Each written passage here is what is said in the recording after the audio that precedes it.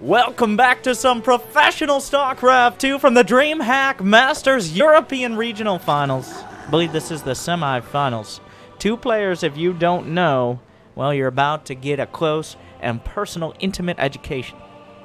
But of course, the best player in the history of Starcraft. Go ahead, argue with me. But first, I already said that. The finisher. Sponsored by ENCE Esports, the world champion, the multi-time WCS champion, the only person under the age of 40 allowed to wear a fedora. It is Serral. And on the other side of this best of 5, let's go to his camera. The Frenchman, recently joining Team Liquid, a young Terran. He is the Clem de la Creme. He's really come into his own. I think it's partially that before he had a lot of nerves. Now, since most tournaments, for better or worse, are played online, a lot of these players who struggled in offline tournaments are now finding more success because they can play in the setting they're comfortable with. Of course, as players get older, they get more experience with everything in general. But Clem has gone from middle of the pack to one of the best Terrans in the world. On the short list, probably top 5. And when it comes to foreign Terrans, there's like Special, Clem, maybe Euthermal on a good day, depending on if it's a Twitter day or not. But he is right there. And here's what we're going to be doing, by the way. In case the little mini siegers haven't given it away. First person. I know some of you might have watched this live, but I want to learn to play StarCraft. Even after 10 years, there's still things to be learned. Maybe not how to actually kill any drones with the first Reaper. Nobody's ever done that. Never in the history of StarCraft. But I like to provide a little bit of something different, and these are some of the fastest players, not just in terms of APM, but in terms of doing different things simultaneously. Multitasking isn't actually a thing. There's no such thing as literally doing 2 things at once, but rotating between a bunch of things very quickly and precisely is the most important skill potentially in StarCraft, especially at this level. And both of these players are pretty much the best at it. So I'm excited. I think I'm going to start with Clem. We're going to watch Clem in Game 1 for the majority. We might jump over, might go to the everyone cam. Now, of course, they don't have the production tab in game. They can't see their opponent's minerals and supply. That's just so we can keep up. So I can keep up. I'm pretty fast. But compared to these guys, it's like I got on my high school varsity team compared to LeBron James. So, I did not get on my high school basketball team. Believe it or not. Many reasons. But who knows, maybe Serral could have, with the way he dunks on nerds. Starting out, Clem is going for a Hellion drop. And these are the type of things, just want to point this out while we get started, I'm going to forget. The Dreamhack replays and many tournament replays outside of GSL. I know everybody wants to watch GSL, but GSL doesn't release replays. But Dreamhack does. So you can watch these. If you see a build you like, get the replay. If you can't figure out how to download it, it's a good thing to learn. So if you're a Terran or a Zerg, or even a Protoss, maybe looking for some fun, get the replays, watch them at your own speed, because it's definitely going to be slower than what we're watching right now. With that said, now we get into the action. Oh, what a fake with the medevac. He's like, oh, look. I have a medevac. It's right here. And then the baited switch with Clem. Oh, he draws the queens out of position, but Serral's more than ready. Oh, that little things like that. Like he knows it's unlikely a Hellion drop's going to do damage. Of course, Serral has his overlords in position to see that. But at the same time, Serral's going to have queen split between it. He has a realization. He came in with the OV. Clem knows that. That's partially why I think he tried that little bait and switch. But behind this, adding on more barracks, flipping over for his production. This is a mostly 2-base pressure.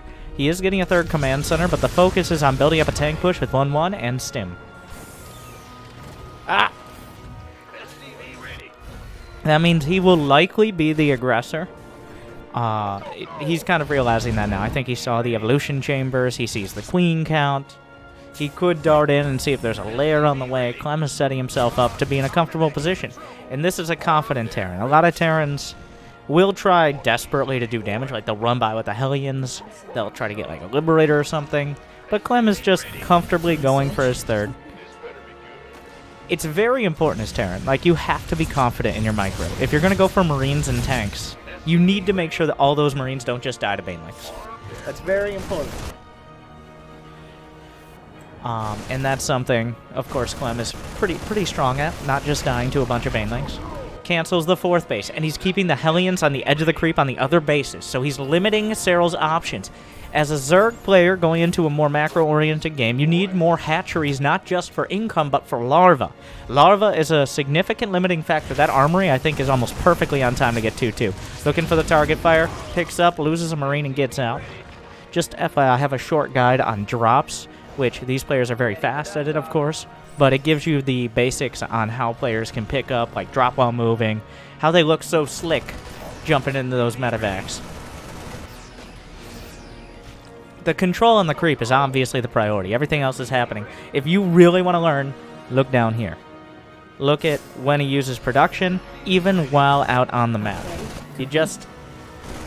It's scary and also ridiculous, but he's building constantly. Now, both these players, of course, spending their money. I'm gonna stop gawking over how good they are. And let's actually start commentating a little bit as he pushes in towards the 4th base, targeting down some Banelings. No Baneling speed as of yet. He sees that, splits the Marines. No combat shield. Wait, it just finished. Oh my god! Literally that split second. Clem almost getting surrounded, but he's in place for the medevacs to pick up and get out. He's going to lose the tank, but a significant trade there in favor of Clem. He starts his 2-2 on time, gets another drop loaded up with a tank in there, so I'm interested to see what he's going to do with that. I think he's just sending it out towards the main. A lot of players are favoring more just the mass Zergling style with limited anti-air, delayed spire. Every once in a while you get a 2-base spire, but we're obviously past that stage. 3 more racks, bringing us to, wait, is that total of 8? Mass barracks play. Marines everywhere. Drop heading towards the main. Serral, he has plenty of links and banes to defend, but what does he have in the main? This is obviously spotted. The Overlord is there. It got shot at by some of those Marines. He's trying to pull the army back. Clem scans forward to see whether or not he's going to be able to get damage done in the main, or if he wants to push back into the 4th. Finds himself in a nice spot. He knows he's probably going to lose the tank, but then again, he just decides to unsiege. Now, he's really abusing the lack of anti-air here. You have to be on top of both sides. But against this Ling Bane style, the biggest weakness... Okay, Muta's spotted. He knows. Has himself jammed into a nice position. Without Banelings, it's very hard to dislodge this. The Banelings are coming up. He picks up into the medevac with the HP. It doesn't look like it's going to matter at the end of the day. Already looks away, knowing those Marines are probably dead. Targets down 6 drones. 2-2 halfway done. Turrets begin at each base, using camera locations to flip between. Supplies are about even. 2-2 is finishing for both sides. Now, Clem doesn't know exactly when Serral's 2-2 is finishing. He knows his 2-2 was pretty much on time, but losing a lot of momentum here to the Mutas. The best defense against Mutalists is a good offense. You need to be out on the map, forcing the Mutas to deal with your army, as opposed to killing your SCVs, harassing your production, picking off reinforcements. Those are all things that cannot happen. Oh, here comes a lot of Banelings. Oh, 2-2 is done for Serral. I'm not sure if Clem's sure of it, but he splits off a creep. But is it going to be enough? He goes to the low ground, caught between a bit of a rock and a hard place. Is Serral, though, some of the Marines managed to survive. I think he had one more Baneling in the mix, but Clem, down 2 upgrades, takes a serious loss there. He still has the 4th base intact. It's salvageable here. Not the base, the game. A tough fight. Serral was ready to jump him on the edge of the creep. You don't get any extra space against Serral. He knows that. Clem won't make that mistake again. 2-2 is done. Looking for targeting. Oh, he's trying to slip behind. He picks up and re-drops just to try to reset everything and buy time for reinforcements. It's successful. Just a little leapfrog there with the Marines. Despite the pressure, Clem able to establish a fourth. He'll probably scan to see if there's a hive coming up soon, or find a way to look at it. That is the relevant info. He's just now starting +3, looking for more bases. You have to be careful moving out now, because you can't move out with medevacs because of the mutas, at least without serious risk. And you can't move out on the ground without risking just getting flooded. So now is the time when he has to kind of figure out, is it going to be a whole lot of mutas? Is it just Mutiling Bane? Or is Serral going to attack up? Now we can see the Infestation Pit in the Production tab, but Clem doesn't know exactly when Hive Tech could kick in. So that means, for example, if Serral doesn't have Hive Tech, then Clem will have a 3-3 timing, or at least a +3 weapons timing. And that, much like we saw in a lot of Heart of the Swarm, the +3 timing, that means you have upgrades that Serral literally can't have. Because if you don't go for Hive Tech, which is a lot more expensive when you're going for mutas, which are very gas-heavy, then the Terran sometimes, if they're in a stable place economically, and Clem is, will find themselves with an upgrade advantage. And that's what they focus on. Oh, the splits are there, the little small splits, but still manage to... Oh, wow, those Marines gave their lives, and somehow Clem finds the time. He's just going to lose some Marines over on that side. He really wants to hold on to this base. Command Center canceled. SCV split. Planetary dead. Target fire, almost aimbot level, though. Oh, that target fire was beautiful. He doesn't lose any of the Marines there, but he does lose the base. And that means, after killing all of that, it's time to counterattack. Clem needs to do damage here to Serral, or he's going to get overrun with the next wave. He has a large army. He doesn't have the economy to back this up. He needs to hold. The splits back. Oh, some really rough Banelings coming through. Serral doing a lot of damage to the first wave here, but Clem has enough to continue push. Oh no, another wave of Banelings, but Widowmines do a great job. Is the critical mass too high for Serral, though? He's trying to keep it together. Micros back the Thor to the high ground. He's desperate. Serral just has a little too much. Drilling Claws is done. Medevacs targeted. Down to 3, and less than that in bio. Clem taps it out. He knows when he's beat. It looked like Clem might be able to stabilize, but Serral just had too much. Where do I think it went wrong? Well, the attack onto the creep. He went a little early. Serral finished 2-2. Clem didn't have 2-2, and Serral kind of beat him up on that attack. And that kind of... Mutas are very momentum-based. You build like 6 mutas, and the Terran's already putting pressure on you. The mutas are desperately trying not to die to 4 Marines. But if you're able to get mutas out and defend your 4th base, it become a much bigger pain. Well, let's watch the man himself. I gotta point out the portrait meta here. In the in-game portraits, Serral was using the portrait of himself, whereas Clem was using the portrait of Big Gabe. So, interesting choice there.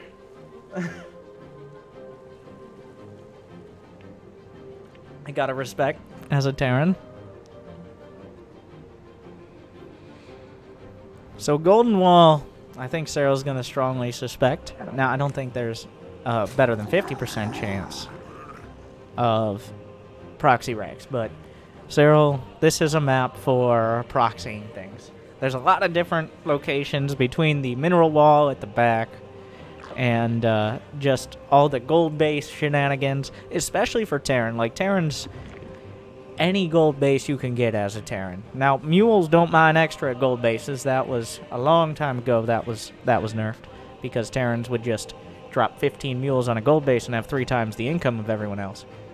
But still, having gold minerals and having buildings that can fly go well together. Serral with the... So the reason the spawning pool, I think it was a laser who really first started doing this. The reason you just build the spawning pool at the edge of the creep is for scouting. Because there's that edge of the base. There's an area of the base that you can't see in a lot of your main bases. And that's true on Golden Wall as well. Not as much as, like, Everdream, but still on Golden Wall. Like, well, if they drop, can't they kill the spawning pool? Well, what's more fragile and important? Especially by the time they're doing serious drops. Is it your spawning pool or is it your drone / your main? So having a few extra seconds of warning or potentially distracting your opponent is better than just losing your drones. That's at least the rationale I've heard, and that makes sense to me. Some players might do it for other reasons. Some players might do it just literally because others do it, but that seems to be most of the logic behind it.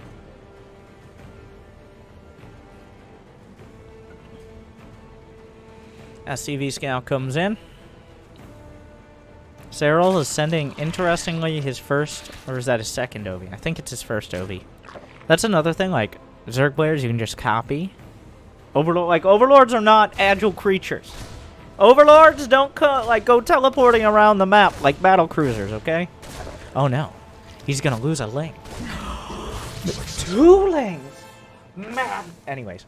So, Overlords are the one thing that most of you, while not a fraction of the speed of Serral, you might be the speed of an Overlord. You could probably pull that one off. Ooh, a Roach Warren. A second... he's already... Is this a Nidus? This is a Nidus. This has to be a Nidus. You don't just go Roach speed. Does he get a 3rd gas here? Wow, Serral's cheesing. I didn't even realize. Will Clem see it? Is the question. Oh, the links. The lack of link speed. Now, link speed usually finishes between 330, 340. Another reason why Serral might have chosen this, 1, because playing out Golden Wall against Terran is a pain.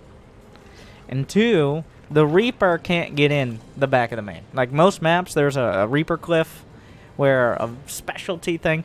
Wow, Serral is intentionally adding more drones to his natural. Because if the Reaper gets to his natural, well, now it'll see the Nidus probably. But at this point, Serral is trying to maintain the facade. He sees an armory, and he's going to be very happy about that. He's doing a Roach all-in against someone who's going for Hellbats. Like, he's not going to have Banshees. It's likely he's not going to have Banshee. He's not going to have tanks. It's going to be Hellions. So, Serral trying to, 1, sell the idea that he's macroing up, but he puts in the Queen, so whatever goes in first comes out first. There's, I mean, you know. That means the Queen with the Transfuse came out first and kept the Nidus alive for long enough to make sure this was effective. The armory finishes. Hellbat's on the way. But is that enough? Because Clem is all over this. The Hellbat's burning through in actually what looked to be a good position. Instead, well, he doesn't really have enough roaches. It's not great. Clem. And that's part of the reason why he was targeting down the medevac. The other reason is just because it heals. The Zerglings are in. Serral didn't do nearly enough damage there. Let's look at the worker count at the end. He's up 4 workers, but what does Serral have? He lost his queens. He has no other tech. He's up against a Terran with mules and all of his tech and plenty of Hellbats. It's over. Serral taps it out. Clem with the solid defense. And just like that, game 3. I don't blame him for giving it a shot. Just get Golden Wall out of the way. I think this game, I'm going to try to flip back and forth. Of course, give feedback. I like the first person. I think it's more intense, obviously, than your standard casting of just watching at a leisurely pace. But it also is hard to follow, so I try to make it a little easier.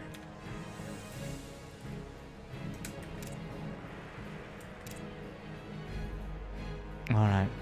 We're on Death Aura with the speed zones, the WLs in the center.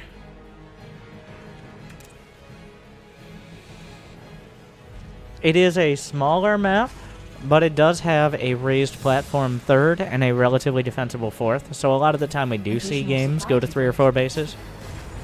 But any map that doesn't have a ramp leading up to the natural, like Pillars of Gold, Golden Wall to an extent, Eternal Empire somewhat. Eternal Empire still kind of has a ramp to the net. That puts just Roach all-ins on the table again. I don't know. I don't think Serral will do another one. But anything that allows you to easily get Ravagers and Roaches going on, and we're talking hatch tech, not Nidus, significantly increases the likelihood of a Roach all-in being effective. In fact, I think I see it more on this map than any other. But Serral won the game where they just played it out. Macro game. He lost when he cheesed. I don't think Serral's going to be reading too much into any of this. But Clem going for a Reaper expand. I wonder if he'll go for a Broxy Rex at all during this series. Clem will proc. I've seen him like every Terran. You got to have it in your playbook. You got to be able to whip it out when they least expect it. But in a good way. Whereas, he's just going to build his factory at that side. Interesting. He sees the hatchery. He knows it's a hatch first. That's all Clem wanted.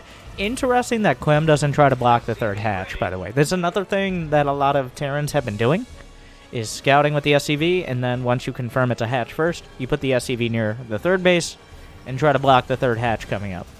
Because usually you can get it there, maybe even build, like some players like TY will build an engineering bay at their third.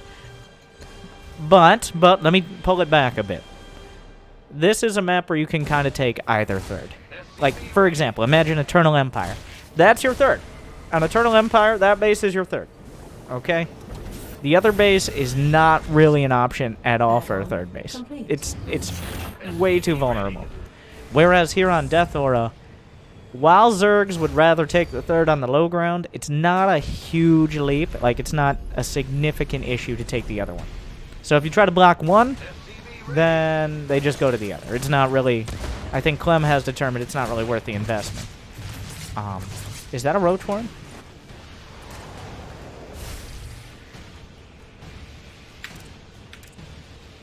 Alright, Mr. Serral, what are you up to? I mean... I'm glad I covered my bases. Like, I don't know if Serral will cheese, but if he did, it's a good map for it, so... He's taking a third at a solid timing. He's got the gas at the natural as well. I think he's taking the gases that are least likely to be scouted early. Taking that gas at the natural means that the Reaper in the main will see just one gas, which is what it expects to see. Clem is doing another Hellbat build. Serral doesn't know that. His only Overlord is on the pillar pretty far out of the natural right now. Cluster under direct assault. It's just 9 roach. Like, this should be a more macro roach build. Should be almost a direct counter to what Clem is doing. Having this many roaches just completely shuts down the Hellbats. It's not even... Yeah. The Nidus didn't work because it was a huge commitment. It was a lot of money. So now Serral knows. The roaches, okay, I shut them down. It's not happening for him. But the roaches are very, like, they're not the quickest creatures. They're very unlikely to get too much damage done on the other side. It just takes too long to get across. They're countered by too many things. He's going to build 3 Ravagers, enough to one-shot a tank or a Liberator, and that's probably going to become intensely relevant. But behind this, he's essentially... Yep, there's the Liberator. You may have seen that before. Oh, he already had queued up. Will Clem actually siege up after he uses... He uses 1 corrosive bile. Wow, the mind games here. So, the reason Serral isn't using more corrosive biles is because he needs 3 to one-shot a Liberator. Clem won't siege up his Liberator because he knows Serral still has corrosive biles. Will... Oh, he comes forward. I think he went just barely out of vision range. Knocks down. This is doing way more than it needs to. But what do you even do as Clem? Like, moving the tank was risky, and it did not pay off. But he really wanted to make sure his natural was safe. Serral is doing a whole lot with a little right now.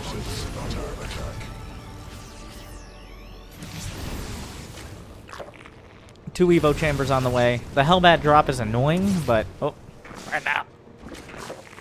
It's not... Shouldn't do much damage, unless Serral literally isn't paying attention, which I don't think is possible. He's pulling back now. I'm actually not sure what he's pulling back for. I felt like he could maybe do a little more pressure. You don't want to risk getting, like, actually losing these Ravagers.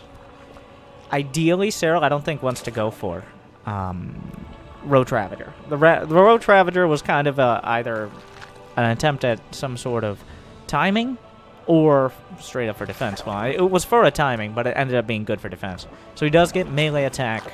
The Roach Ravager, that's essentially the end of it. He wants to keep what he has right now.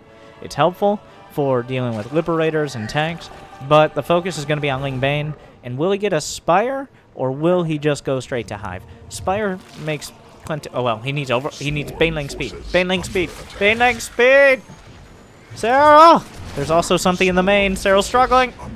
Actually, no, that was the Liberator just went down, or Medevac. I don't know what was in there. I think it was Medevac actually.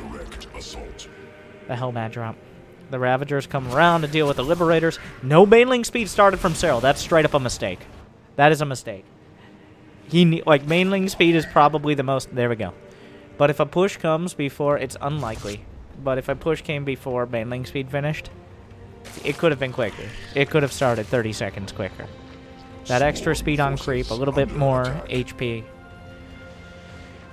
It looks like Serral's going to be fine. It's not like taking a little damage was going to knock him off his game plan here. He's not a Platinum Leaguer. Another hatch. Realizing... Let's hover over that supply. Serral's at 76 drones. I'm not going to spoil Clem's count, because you're going to have to guess. Like, we're trying to pretend to be Serral here, alright? Let us dream. Clem just now taking a third. I think Serral's pretty comfortable with this scenario. And once he gets to... Well, honestly, 80 drones is a little greedy. Then just spam units. Lings, Banes, maybe save up 1,000 gas for mutas. Just throw it around, you know.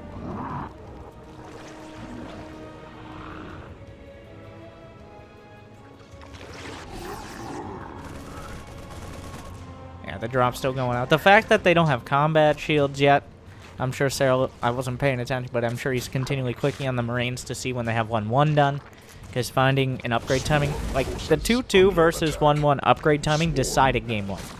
By the way, Serral uses the Abathur announcer pack, which second best announcer pack. After Caster Park, obviously. Queen birth successful. 8 mutas on the way, 2-2, 10 more Banes. No infestation pit yet. He's looking to just crush this first put.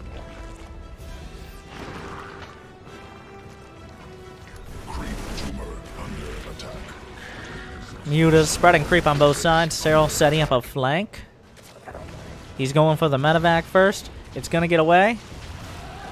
But he will finish it off. Well, just killing those. Might almost lose a muta. That's about it. Just making sure that one muta split off. Did you see his larva injects there? I'm sure he'll do it again in approximately 30 seconds on the dot, which is about how long it takes. 2-2 is on the way, halfway done, and I'd expect Serral. There's the infestation pit. He's nearly maxed. There's no reason not to slam into Clem right now if you find an angle. See something off to the right. Overseer coming through.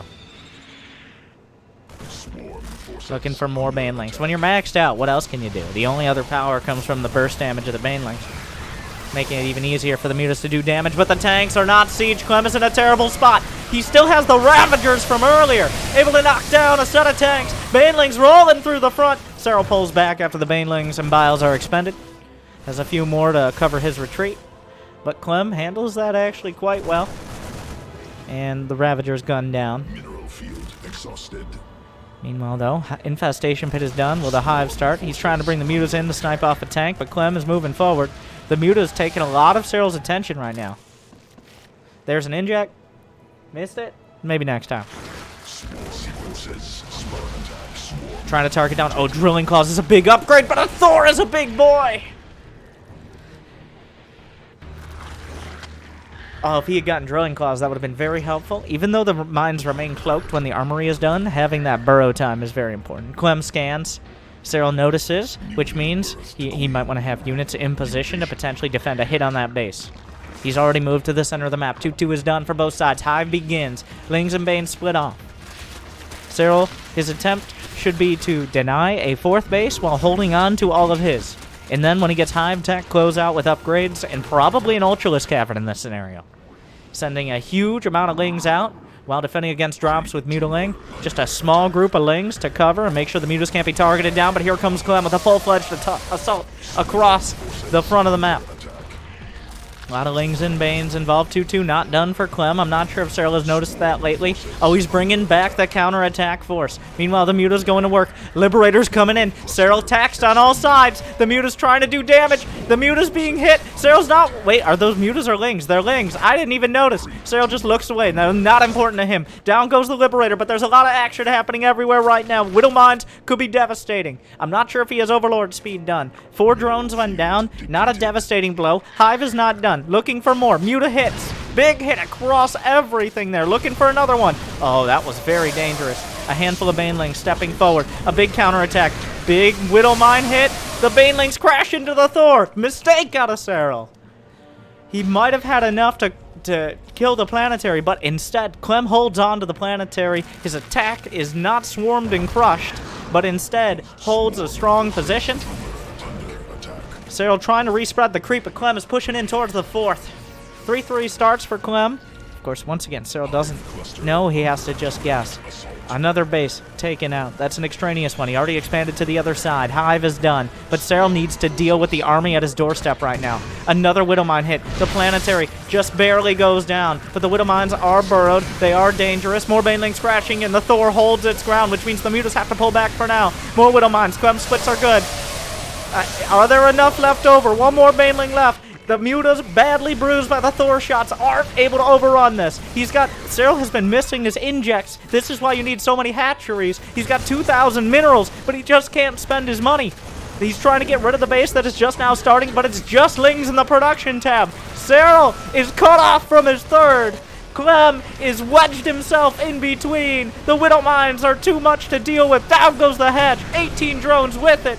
The Widow Mines might be cleaned up, but Serral is in a precarious position at the very least. He needs to deal with this army. He's bringing the Banelings in, losing a lot of Mutas. Clem picks up, Clem gets out. There's some Zerglings on the other side, chasing down this army. He splits the medevacs. Which ones have the Marines? It's unclear. Big Widow Mine hit. Tank goes down. Serral holds, but at what cost?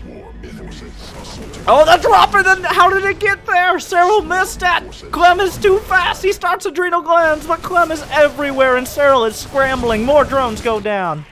He's trying to deal with the drop. That split. He just did the cup trick thing where you're like, which medevac are the Marines in? And Clem actually bamboozled Serral with it, despite it being right in front of his face. Ultralisk Cavern starts, but Serral, he had a little bit of money in the bank, which means he was eventually able to spend it. But now he's lost a hatchery. He's lost a lot of drones. His drone count is 70. He refilled some. He still had the bases to the sides. So Serral, despite taking a significant blow, bounces back with decent economy and production. He still has income. He has upgrades on the way, but there's definitely still a big window for Clem to do damage when he has 3-3 finishing. Under attack.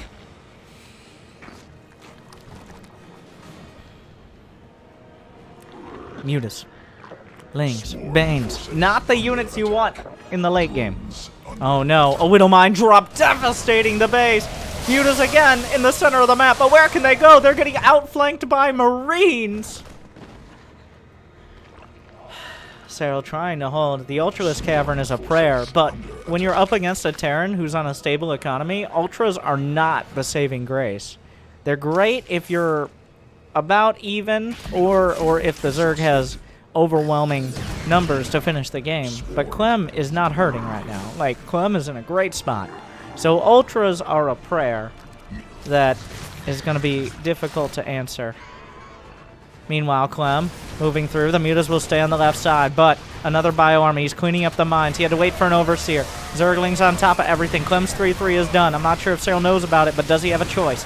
More Overseers moving through, trying to keep the Banelings from crashing into Marauders. Using that control click as well. And he also has Banelings on a hotkey. There's a set of injects. Serral's keeping it together. Clem is taking another base, but a drop at the back. He moved the units to counterattack, and he gets counterattacked in turn. Clem finds an opportunity. Serral at 500, Clem at 400 APM. Some of that is just how many Zerglings are being built. Clem picks up and gets out in one of the smoothest pickups I've seen since last time I saw your mother. 3 Ultralists on the way. Chitinous plating. 3-3, nearly done for Serral. He's got a badly bruised base off to the right. The rocks broken, but the units get out.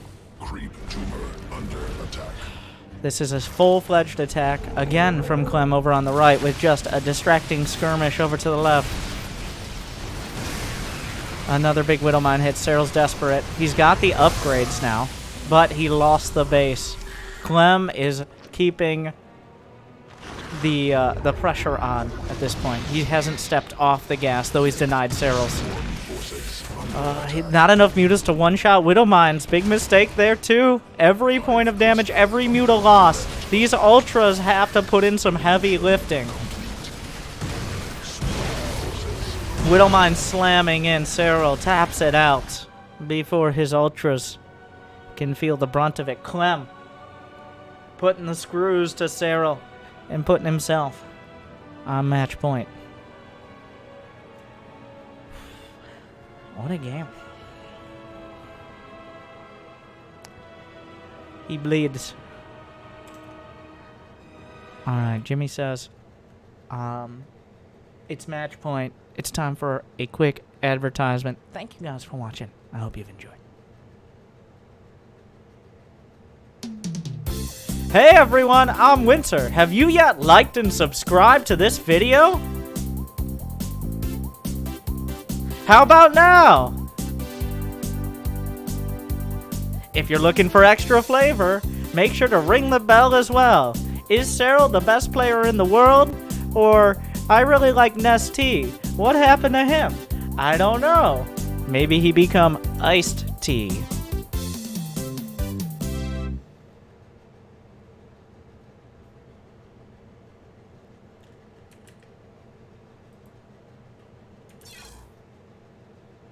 Thank you guys for sticking around.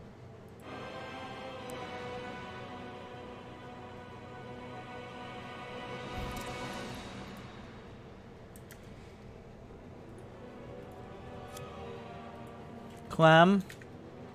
And once again, Serral with the roach play. Honestly, I don't know where exactly it went wrong for Serral. There was just a lot of things that didn't really keep it together here.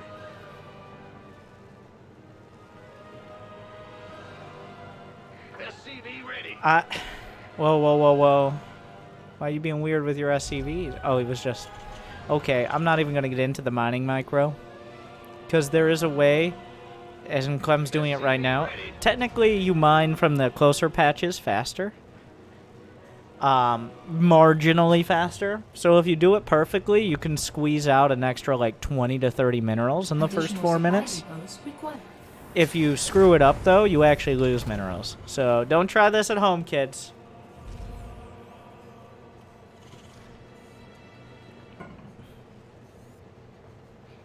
SCV ready.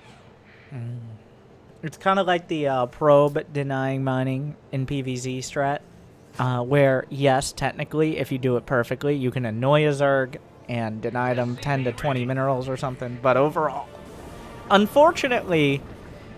after the Brood War, they had the Caprulu GI Bill, where all the workers got an education on how not to be really, really stupid. And now they not only do they know how to mine with their friends, but they can come out of the command center and they don't even need to figure out, like, a lot of, back in the Brood War, SCVs, they come out of the command center, they're like, excuse me, what's happening now? With short-term memory loss every time. But in StarCraft 2, they got their master's degrees, some of them grandmaster's degrees, or at least they pretend to have when they're in Twitch chat on their off time and they mine out of their main, because mules are taking our jobs! Anyways. Automation is a real bitch. Remember when they thought mule... Like, there was a moment in the beta of one of the big balance patches where they're like, what if mules... Okay. What if mules could mine gas?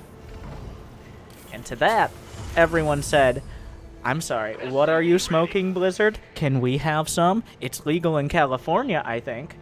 But, that did not come to pass. And now we're here, watching a Reaper kill maybe one Zerg. Oh! Oh no, the Reaper have Reapers gone too far? Like, this is the difference between Diamond. Not to make fun of Diamond. Okay, entirely to make fun of Diamond. But the difference between a Diamond, Terran, and Clem is not only did Clem do his entire build during this, he found the space to put SCVs into his gas while his Reaper was inside of Serral's mineral line. And the Reaper's perfectly fine. In fact, it's still denying. He's using... Run out! Get out of the way of the third! Wait, what? There's no drone behind it? Oh my god! Oh my god! Oh! Command center Oh! complete. That was that 360 no scope. That actually was some of the slickest on top of what we saw before. Oh, he's not done. The man is not done. Oh, he almost gets the queen to block the base. But that creep tumor snipe, tiny but also massive. I feel like Serral just needs to pause the game to file like a the Clem de la Creme. Just pause the game and be like, he's not allowed to do that. That's illegal. Oh. I don't know if I'm using this term correctly because I'm not 35, but I believe Serral just got served. I think that's the best way to describe that. I'm actually 69 next month, fun fact. Reporting for action. Apparently that's a wall. Okay, so Clem, he actually burrowed his depot. Wait. Clem. People get banned from PlanetSide for doing this. What are you doing? All right. That depot is defying geology and common sense, but somehow it works. Add-on complete. We're returning fire. The rocks on Eternal Empire are actually they move around. I don't know what the issue with the rocks are, but every time you build next to them, they're like, what are you doing? They actually move in some sort of weird graphical glitch that has never been fixed. And please don't fix it tomorrow, Blizzard. I want to be casting these replays instead of having to relog into StarCraft 2 after every game, please. Of course, by the time you're watching this on YouTube and you've already liked and subscribed, there's probably already been a patch. Nerfing Protoss, so that way we don't have to see any more of those disgusting PvPs like Neeb versus Astrea. Anyways, what's happening in this game? There was a Liberator, didn't do much. Serral's fine. Of course, he's just building up. He was under a lot of pressure last game. He did do the roach pressure. And even though... Oh, well, this is awkward. Somehow this is still working. Like, Clem still wedged himself back here. Command center upgrade complete. It didn't do much, though. Honestly, the early pressure... We're on Eternal Empire, which is the macro map. This is the map you see the 40, 50, 60-minute games on. I wouldn't be surprised if we get to the point of considering mining out. Rarely do maps actually get mined out, but they get close enough that people feel threatened for resources and thus spurred into action. Ready for dust off. Brenda! She, playing with Liberator fire there. Now, this is the hardest part of the game. Okay, there's a lot of hard parts. This is one of the hardest parts of the game. I'm not going to commit to hardest part of the game. That seems like a little dramatic. Let's be accurate. Base is under attack. You have to do something to slow Serral down. Like, you got to do something. He's lined up this tank marine push. But if he moves too quick, Serral just smashes him. If he moves too slow, Serral smashes him. Pressuring the fourth base is the objective. That would be a total win. Even if he lost everything, if he shut down the fourth base and was able to trade well, He's trading well, but there are Zerglings heading into his main. Clem busy microing here. He wants to pick up and get out. The Zerglings are the main! Oh, no! Ah! Ready for dust off. They just ran right in. They only kill a few, but obviously Clem was busy. Even Clem is fallible. He's going to go for the 4th again, potentially. Meanwhile, though, the pickups has to get out. Another factory. Okay.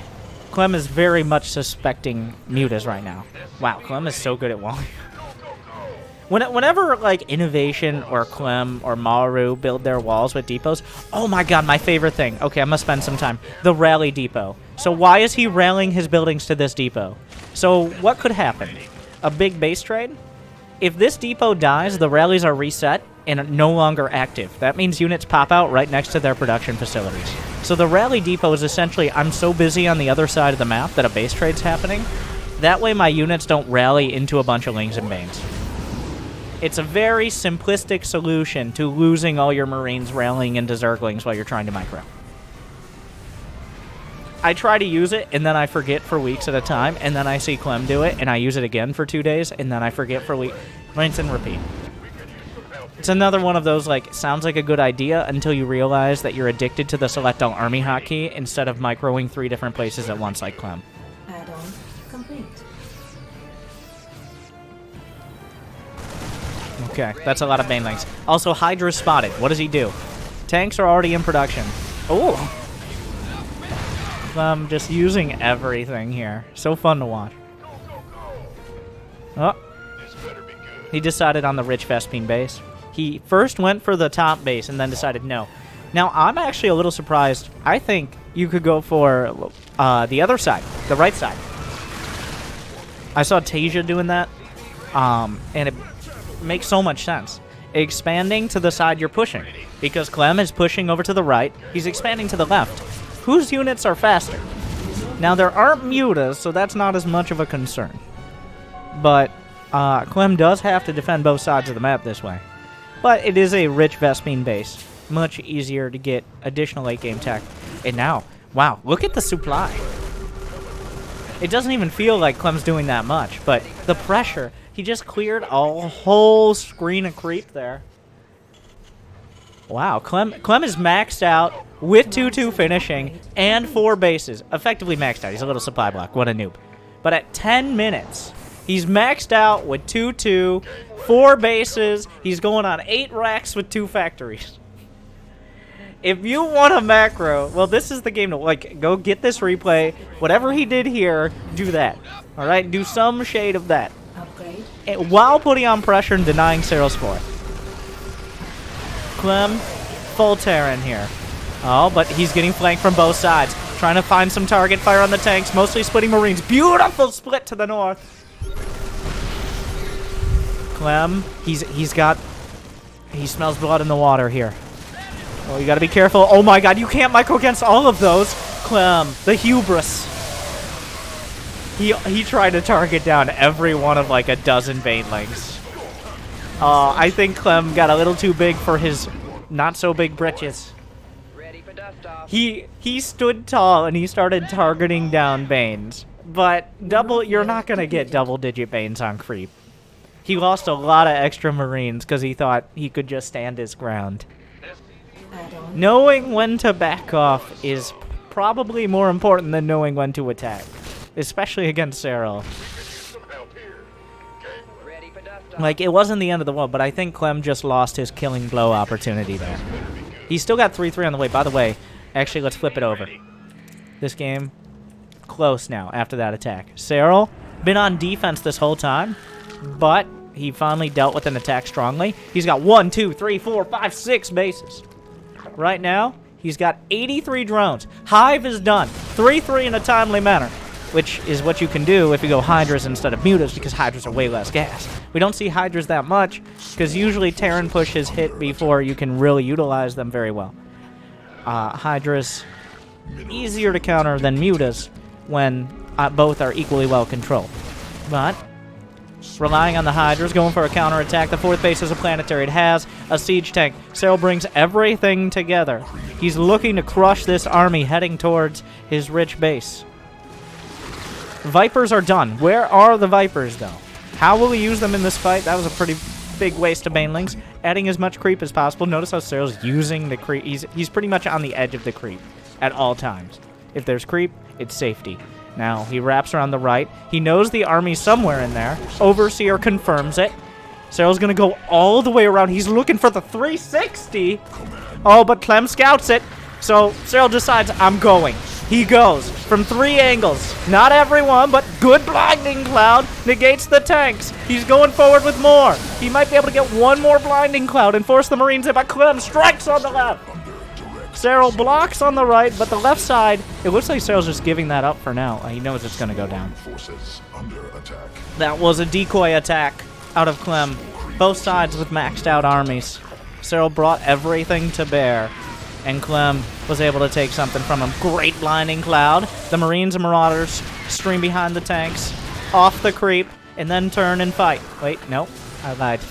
There's great splits there. It's just banelings. He's trying to go through the natural simultaneously. Incredible splits from Clem.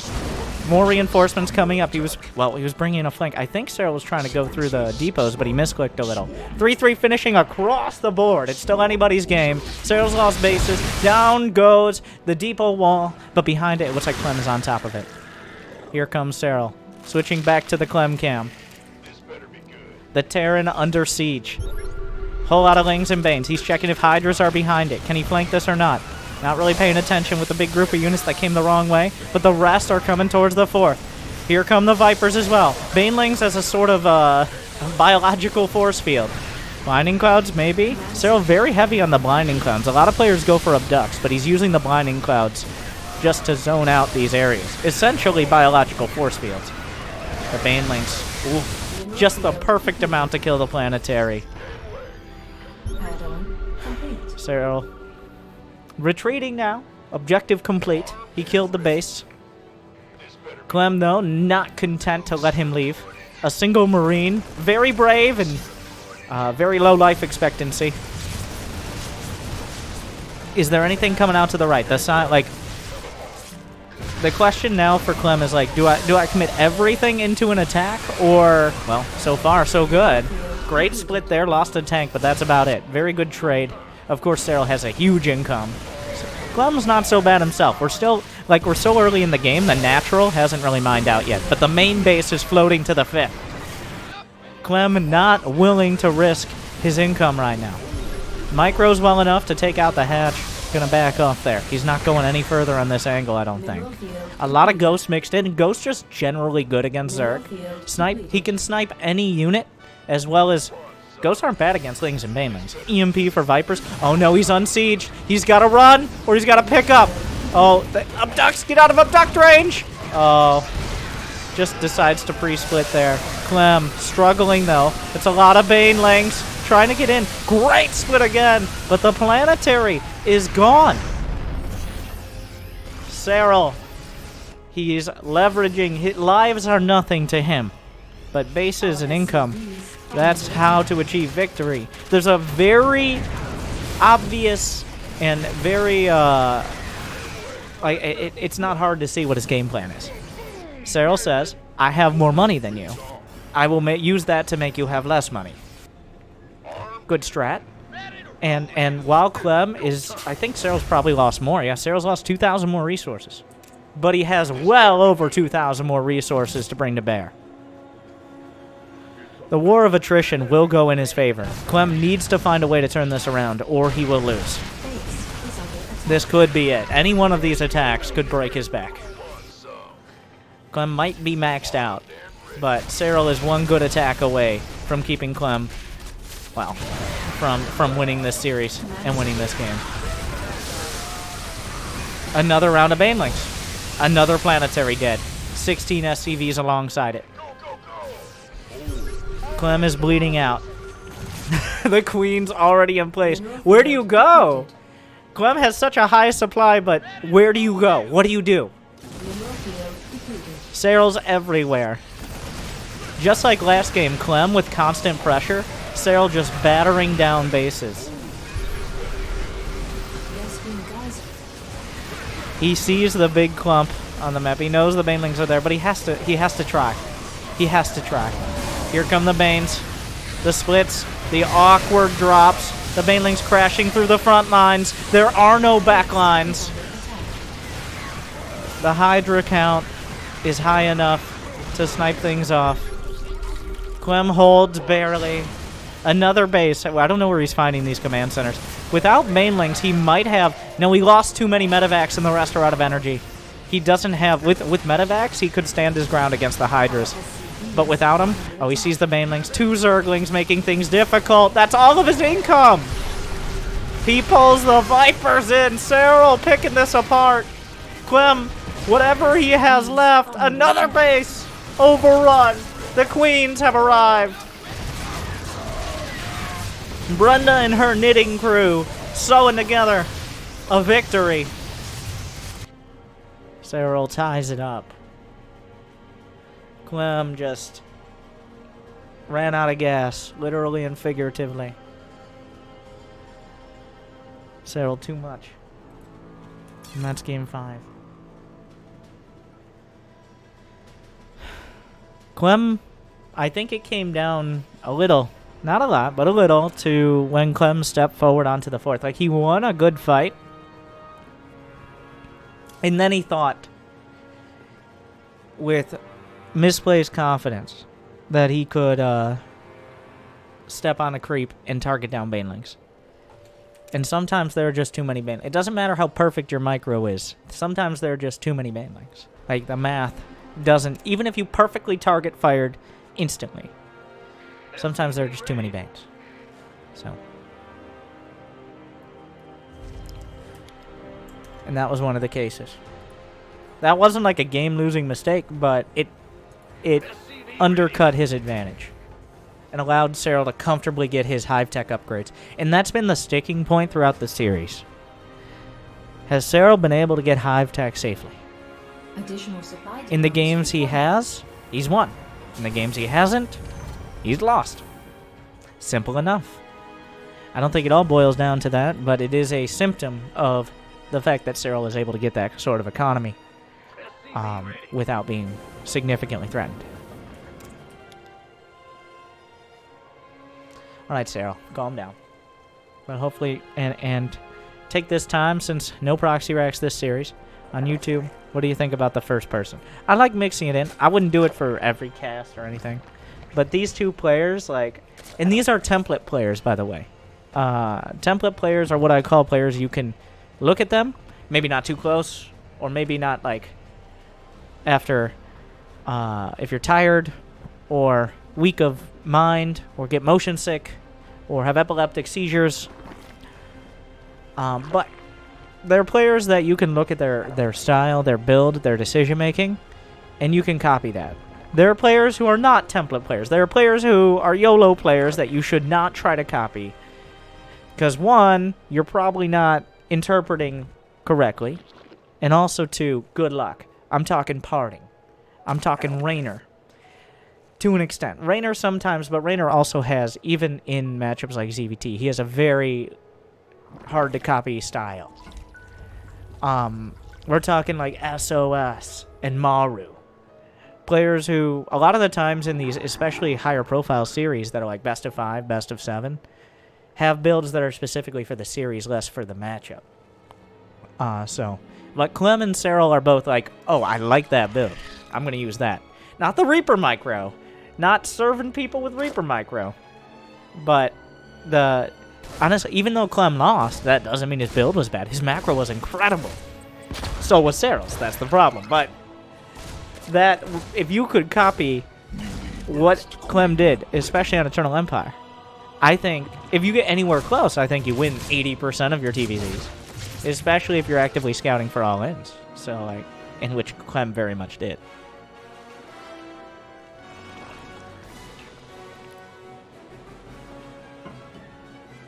He got 2 Zerglings. Clem seems to get...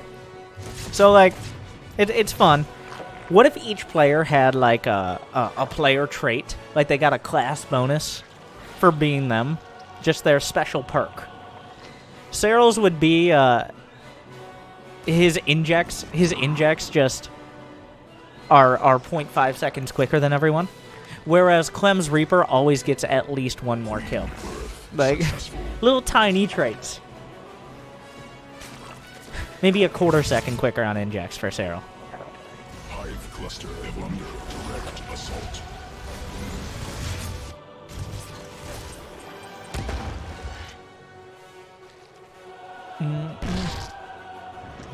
I mean, I'm saying these as perks because they're things they do. Clem always seems to get more kills. Serral always seems to be faster on injects. But it's like, no, they were just born that way. Okay, they never practiced. They went full Stefano and lied about how little they practiced. While Stefano didn't practice as much as most pros, there's like the lore of Stefano practiced like 1 hour a day and he got, like, he won championships. No, that's BS. But it's something Stefano would say. Bullshit. Now, I don't think it was like 8 hours a day, but it was definitely not like 1 hour a day, like people seem to think. Yeah, Dark's passive is that he just has 12 more drones than everyone at the same time every game. Scarlet's passive is she will always lose twice as many drones as anyone else, but potentially rebuild them twice as fast.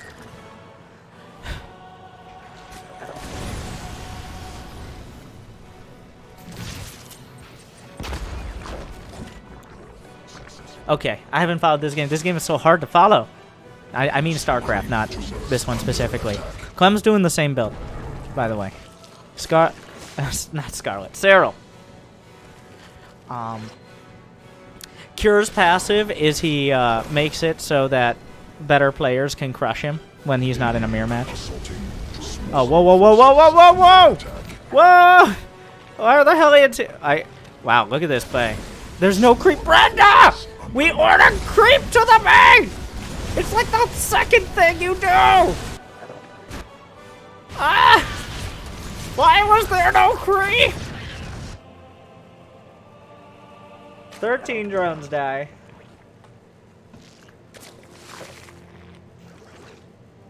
That was actually a mistake. There should have been creep to the main. A lot of players, even in this day and age, I remember Tastosis watching in 240p quality GSL at 5 a.m. in 2010. I'm pretty certain Artos is saying, like, you really gotta get that creep to the main. Now, when you take your natural at the 7-minute mark here in Wings of Liberty, you want to get creep down.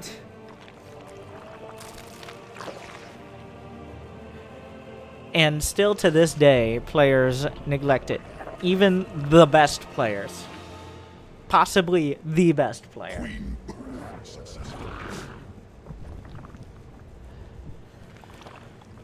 So we've had a, besides a bunch of drones getting murdered, a pretty gentlemanly game here.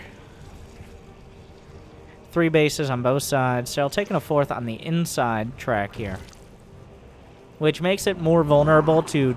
So the reason a lot of the times you don't take that 3rd base, the triangle 3rd, the inner 3rd, is because then drops and, well, mostly drops can threaten 2 bases at once. Like if an attack hits the right with medevacs, which is theoretical, then it could just pick up and go to the main, which is also theoretical.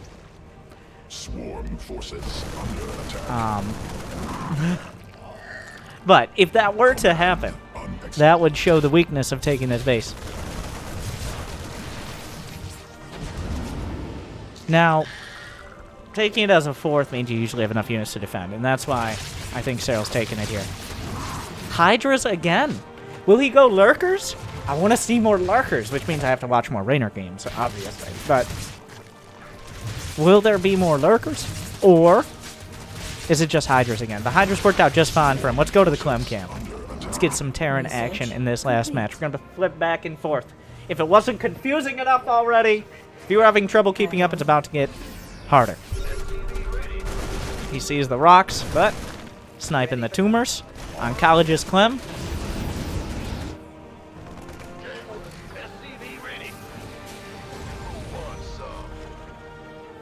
+2 attack starts for Clem. Did he forget his +2 armor, or is he just broke?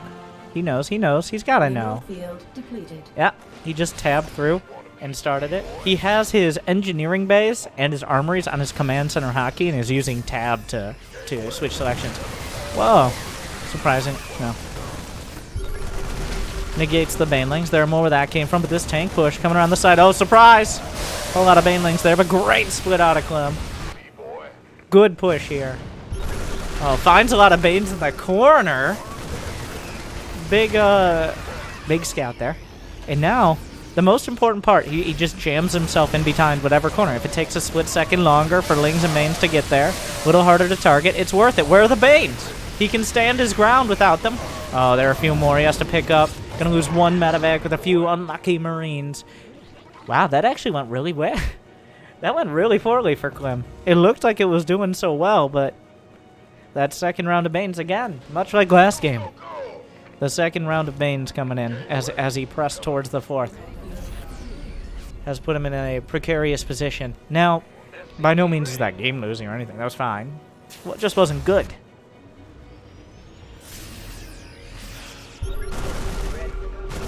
Finds the Hydra's, Lings, and Banes.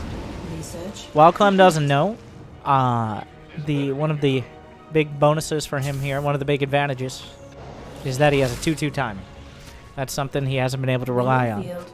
But having that at +2/+2 means that he'll have significantly increased effectiveness for at least about a minute. Add-on complete. And he's going to be nearing a max out here. +2 attack is about to finish. Drilling Claws, I believe they're done. Yep, Drilling Claws are done. Wow, Serral, even without detection, negating the Widow Mines quite well. Clearing the creep. There's a lot of creep to clear. It's not a particularly large map, which means he steps not too far outside his third and finds a bunch of creep on his doorstep. Command center upgrade. Let's look at the Serral cam as he sets up. Oh my god! Look at the mini-map. Look at the Serral cam, and then suddenly you can actually see the map. That's unfortunate for Clem. That's oppressive right there. Under attack.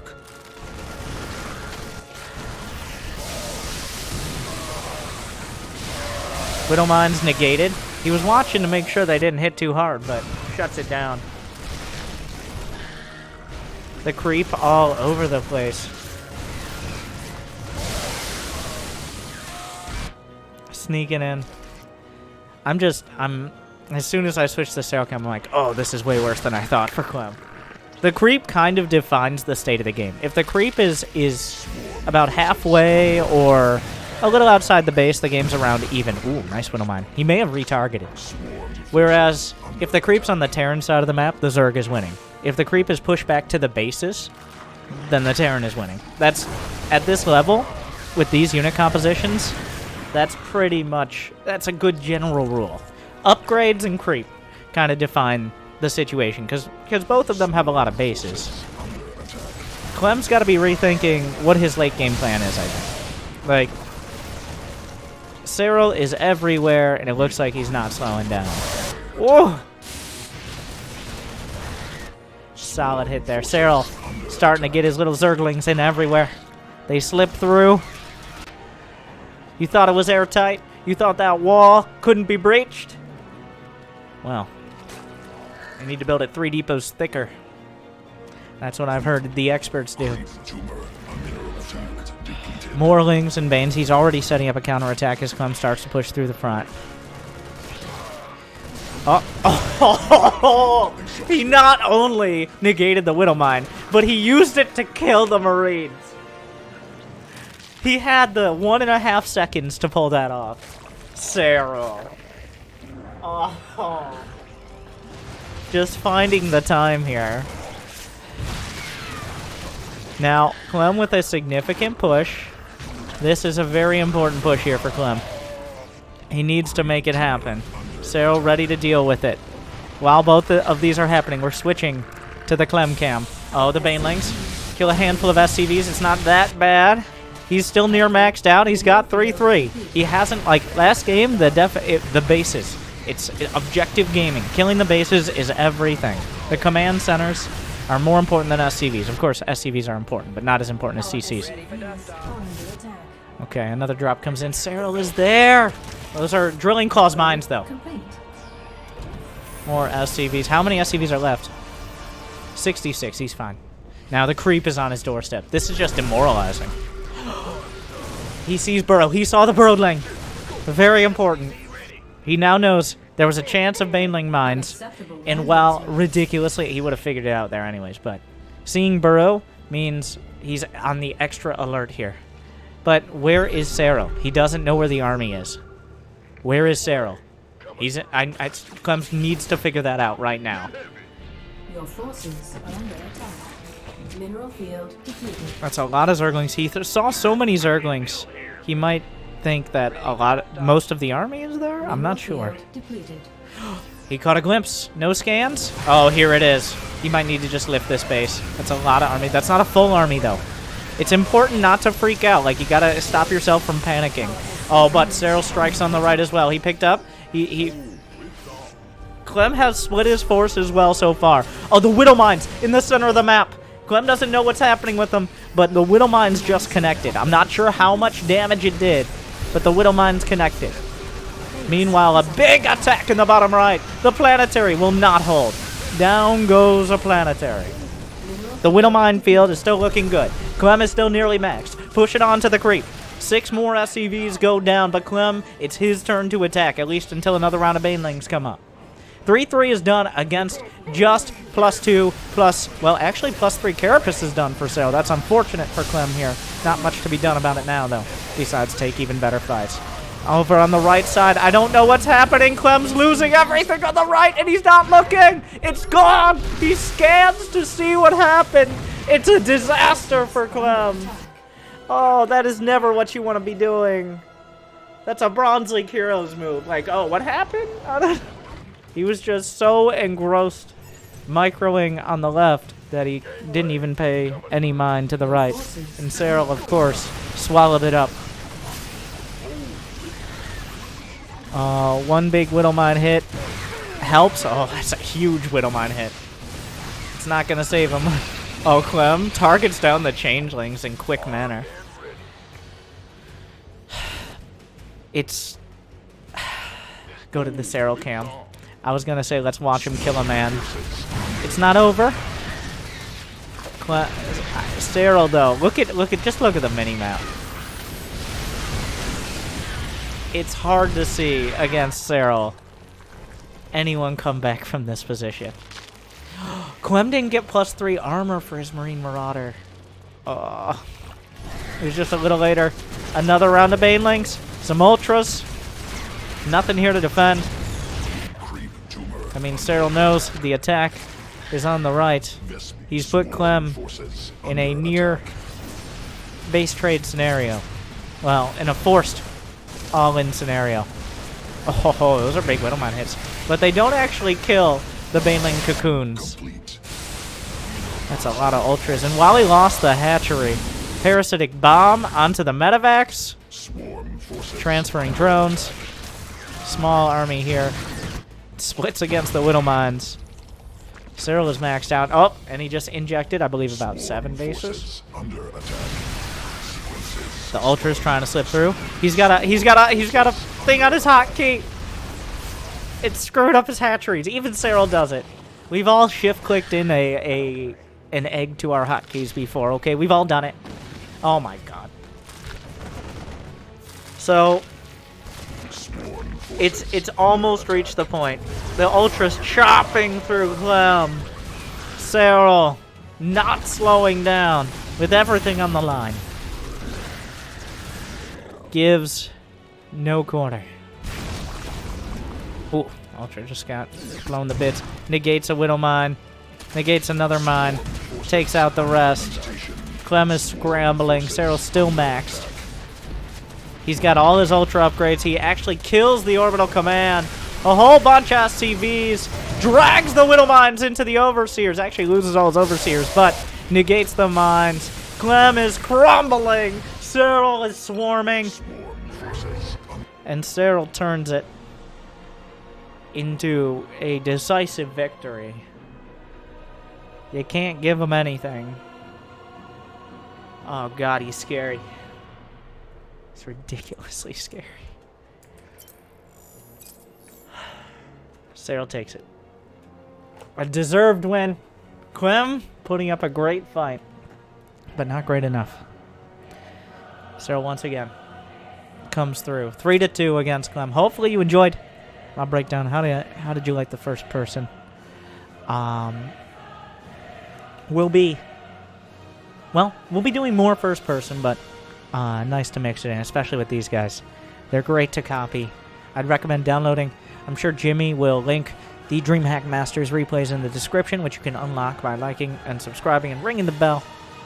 I'm sure he won't forget. It'll be perfectly great. But what do you think? Is Zerg OP or is Serral OP? Really the only two options, right? Thank you for watching. Good luck and have fun.